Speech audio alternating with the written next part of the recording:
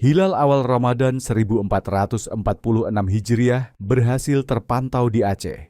Tim Falakiyah Kementerian Agama Aceh memastikan pemantauan dilakukan dengan sejumlah alat meski kondisi cuaca sempat mendung. Berdasarkan data di markas Loknga, posisi hilal sudah berada 4,67 derajat di atas ufuk dengan elongasi 6,4 derajat secara geosentris. Jika hilal sudah berada di ketinggian 4 derajat, maka 1 Ramadan kemungkinan besar jatuh di esok hari. Alfirdaus Putra dari tim Falakiyah Kemenak Aceh mengungkapkan bahwa pihaknya telah mempersiapkan 7 alat pemantauan, namun baru 4 yang terpasang.